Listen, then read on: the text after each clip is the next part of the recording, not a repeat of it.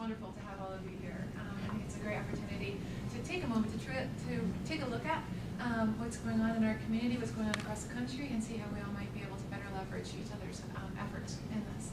So you have two documents in front of you. If not, they're just over here. You have our planning for the next 100 years, and then there's a PowerPoint, which I won't go through page for page, but I wanted you to have just as an overview. First, I want to thank Carol with the Piper Trust for funding this work. Just very, very thankful for that. We wouldn't be able to do this work were it not for her support. And I think there's a few things that are really important about this project. One is that it's explicitly driven by community engagement. We talked to more than 1,300 people from throughout the region, from age 55 and up, because we wanted people to project their needs looking into the future. And their input through the surveys, the focus groups, the interviews, they truly drove every aspect of this project. And it's been interesting too to see how this work really has some nice parallels to national research as well. So it really resonates, I think. In terms of what we heard, we conducted 135 different CanForm interviews with people aged 65 and older, as well as with professionals working in the field. And from them, we heard concerns about two areas, transportation and social participation. They saw two things in regard to those two issues. One is that these are critical issues that really, truly impact people's ability to age in place, to be able to remain in their homes, and to really be able to make the choices to live the life that they want. Additionally, they saw these two areas as really being critical to local government. So some local governments are already involved in meeting these needs, others not quite as much. The filter for the Municipal Aging Services Project was what's the most effective role for local government in meeting the needs of older adults, knowing that, or hoping that they're doing so in collaboration with a rich array of different partners that include nonprofit, places of worship, residents themselves, community groups, private businesses. But for local government, what is their niche? Because we all bring different resources and assets to the table, we each have kind of a different role at that table. What's the role of local government? And so this toolkit really helps us to develop that answer. So from the interviews then, we conducted 19 focus groups with more than 200 people, again aged 65 and older. The interesting exception though, one of the focus groups was with the senior center managers. And probably the most illuminating fact to come out of that focus group was, and so they're all very dedicated people doing wonderful work, and not one of them will go to the senior centers that they operate in. That's a problem. If we're not developing and providing the services that we would use ourselves, then something needs to change. And so so the remaining focus groups, the other 18, were with adults 65 and older, some who were going to senior centers, and others who didn't step foot inside a senior center, just wanted different things. And so from there, they really validated transportation and social participation as being the really two critical needs that we're facing right now. And of course, this isn't unique to our part of the country. It's all over the country. It was amazing we're in California, and then we hear from our interviews with other villages, all the way up to New York, and just hearing transportation is the #1 request of villages. So that's very much in line with what we're seeing in the rest of the country too. And so we're able to glean from the focus groups in more detail. This is what our community currently looks like, and this is what our ideal community would look like. And in most cases, there was a pretty significant gap. And so from there, we conducted the survey. And the survey was with 1,025 older adults, age 55 and older in Maricopa County, on a whole array of different questions, but really focusing around transportation and social participation. We've highlighted some of the results from there in your PowerPoint. But some of the more telling results are things like, we asked people what they're most satisfied with. So which services that local government provided do they get the most benefit from? Parks and Trails was #1, and nearly 75% of people being either satisfied or very satisfied with Parks and Trails. And then from there, it moved into things like volunteering, arts and culture, recreation. Community and senior centers were 5th on the list. What's interesting about the people who responded about community and senior centers too, nearly 75% said they never go to the indoor facilities operated by local nonprofits or by local government. So for the people who are going to senior centers, they're getting a lot of benefit. They're able to interact with their peers, able to access assistance. But if people don't go to senior centers for whatever reason, then they aren't able to access those same services. So there's still a need, but they aren't able to access the help. So that's a key concern. Some of the other results that were interesting as well, when we looked at people, at what people were most dissatisfied with, Assistance getting a job. Full-time employment services were the #1 thing that they're most dissatisfied with. And so we're breaking out the results by age. And when we look at the results from people aged 55 to 59, half of the people were not happy. Were in fact very unhappy with the assistance that they were trying to get in order to get a job. And I'm sure that you've talked to people, we get phone calls from people, and this one gentleman in particular really stands out. He was, I think, 60, and he'd been laid off, and he couldn't afford to retire, so he needed to work. No one would hire him. No one. And there's not a lot of help for older adults trying to either re-career or just get any kind of job. Especially, I mean, it doesn't matter what kind of assistance or what kind of experience they have, your track record for years, nothing. And I was interested in looking at the results because then we looked at the results for the older part of that survey results, and 1/3 of the people, 85 to 89, were also unhappy with the assistance that they were getting to get a job. So 1/3. So these are people you think, okay, well they're retired, right? No. And either it's out of necessity because they can no longer afford to retire, or it's because they just don't want to hang it up yet. They don't want to retire to a golf course, or they want to continue working. They want to continue to be out in the field, whether that's a different field or the same field, but they aren't able to get a job. And so the needs are changing, the choices are changing. And so in order for us to stay on top of this, there's some things that we really need to start doing right now. And even if we start some of these things right now, we still may be too late. We know that we're too late for some of the people needing services right now. We know people are isolated now. We know that people are going without now. So there's a real sense of urgency. When we were conducting one of the focus groups, one of the women came up to us afterwards and she said, the one thing that we need you can't give us. We thought, oh, darn. that's not what we want to hear. And she said, that's time. You can't give us more time. But she said, you can help us improve the quality of the time that we have left. So that's really been the driving force behind all of this, is knowing that people don't have a lot of time left, but knowing that we can do something about the quality of time that they have. And so all of this work has really revolved around those two ideas.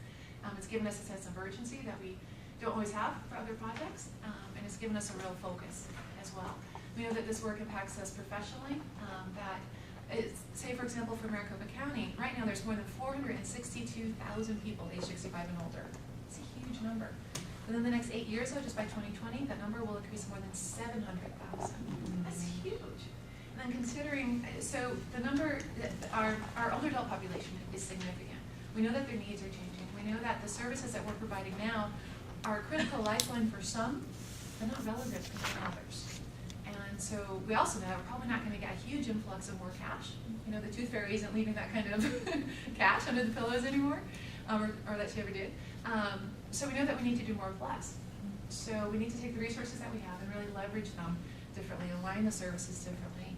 And what we're looking at right now, what we're kind of teasing out, and we'd love to get your feedback on, is establishing a regional aging-in-place network. So something that would help to coordinate the resources that we do have, make new resources available because of different partnerships, different alignments, and really be able to provide more relevant services to a broader population. So there's different interventions in that. When we look at Maricopa County, in terms of land mass, we're bigger than 8 states. In terms of population, we're bigger than 24. So when we talk about regional planning, we're talking about what half of the country is talking about with statewide planning. So we have a lot of different people, a lot of different needs, a lot of different kinds of service environments. We still have some rural portions of the county, some very, very urban. And political alignments just really vary as well. And we need to operate within all of them very, very successfully. So this is our reality, this is our environment, and we need to do the best that we can with what we have. And we have a lot going on in our county. There are some wonderful aging-in-place models already. I think we have 7 different agencies already very directly doing aging-in-place work, a number more that are doing kind of complementary efforts to that. How can we work better together? So as a result of our Municipal Aging Services Project, we were chosen as one of 5 regions in the entire country to participate in the City Leaders Institute on Aging in Place. This is an effort that's funded by the MetLife Foundation and staffed by Partners for Livable Communities. And they're just choosing 5 communities across the whole country, and they're providing technical assistance and some funding. I say some, we appreciate all our funding, but this is some. $6,000, which is helping with today's event. So we're very thankful to them for that. To look at how we can help people age in place more successfully. So each region is choosing their own issue. We've chosen social participation, or the ability of people to be meaningfully engaged with their community. We're hearing from people across the county. It doesn't matter how much money they have. It doesn't matter where they live, what part of town they live in. People are afraid of becoming prisoners in their own homes. They feel invisible. They feel forgotten. Very often, we'll hear from people and they'll say, the only voice I hear all week is my own. And that can't be. We need to do better, and we need to do better now. So we're aligning all of our efforts on this project to be able to answer that question: how can we do better now? And so we're very thankful. We have a wonderful leadership team, and Carol serves on that team, as is Mayor Stanton, who'll be joining us today. And I know that all of you are busy. If you can carve out more time, we'll be here until 4 o'clock today. So you're more than welcome to stay for any for any part of that or for all of it. Mayor Stanton will be coming in to speak. And so we have a multidisciplinary regional team that's helping us to oversee the work of our City Leaders Institute on Aging in Place. And ultimately, we'd like to establish pilot projects because with the toolkit, we have some good action steps that anyone can take, but we want to put those into play. So we want to see, what does this look like? How does this manifest differently in different parts of the county? Which interventions work best in what kinds of environments?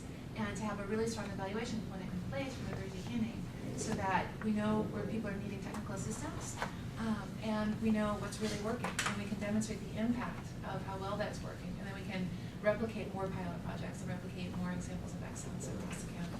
So ultimately then people will be able to make the choice to stay in their own home, and they can do so safely and still be a meaningful part of their community with access to the resources and the people that are really needed to make that happen. That's where we've been, that's where we are right now, and we really hope to be able to take this journey with you, to be able to partner with you in whatever way works best for everyone around the table in order to make this work. Questions? I'm curious, in the surveys and focus groups, where did access to health and home care play out in terms of priorities? People are very concerned.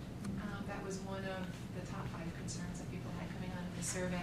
There's the first part of the presentation is the demographics, but you'll see concerns for the community. It kind of has some pictures going along the side. Page number these. But affordability of healthcare was the #1 concern. 1 out of 3 people were very concerned about that. They're also very concerned about their own health and the health of their spouse. So we're really seeing that being a key concern. Yes. I think good communities be a big resource for the aging, and did you guys look at that as far as how they're able to access services through those communities as well, besides the senior centers? Or Right, we didn't have questions on the survey directly related to that, but we do know from the focus groups that the faith community is a very strong component, and we have some representatives who are coming later on today who are part of the faith community. and be key to that whole initiative. Oh, absolutely, absolutely. And then with the Aging in Place network, we're looking at a couple different kinds of interventions, and some might be better suited to different sectors. So on kind of the more intensive end, we're looking at villages because villages are absolutely key to helping with transportation, social participation, and a whole range of other needs. We're also looking at, if you're familiar with Evan's work with Senior Centers Without Walls, we're looking at that. We're really excited about his work. Also in terms of, I'm sure that you've heard about Project Homeless Connect, where it's a 1-day triage setting to meet the needs of people who are experiencing homelessness.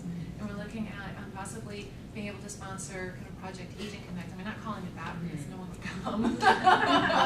But Project Connect to, I don't know, something. It's, the marketing and the messaging is, as you can imagine, difficult in all this. But the faith community might be able to really avail themselves of that option as well. And then kind of on the other end of the spectrum, being able to offer a website. So there's a lot of websites that are already in existence to help people, but we want to really pull it all together, possibly. And so one of the workshops today will be on technology, and we'll be talking about a possible idea for a website that would be designed specifically for people age 65 and older. So it'd have different features to it, like whether it's the larger print or use of icons, things that make it just easier to navigate. And then it would have a whole range of features such as interactive mapping, so people can find the place of worship that's closest to them, or the scenic center is closest to them, or the park that's closest to them. We have a database already that can serve as kind of the foundation for that, with more than 2,000 sites already programmed into it. So So we would have a great start there. But also things like video conferencing. So that say one senior center or one place of worship is having this really great speaker come in, and others want to participate, then they can video conference into that event. Or if someone's homebound, then they can still participate in events because they're able to video conference. Things like blogs, and we're finding that in terms of technology, that people on kind of the younger age, on the younger end of the spectrum, like so 55 to even maybe 65, 70, that they're more likely to go online. In fact, it was surprising when we're looking at the results for how people like to give information. People like to go online better than they like to give information in person. I mean, it was. Even it was- the That's at aging? 65 to 70. When you get to 80, it becomes Oh, it's, difficult. oh my Yeah. gosh, I was almost run out of a senior center Yeah. yesterday going online. They said, we need the kiosk that we have to use. So you're right, but if we have things online, then that'll appeal to the younger part of the generation and also engage them earlier. So that then when they are faced with a really critical need, they already have a sense for what the resources are and what the services are, and they aren't left to wonder about that all by themselves. So places of worship are absolutely important.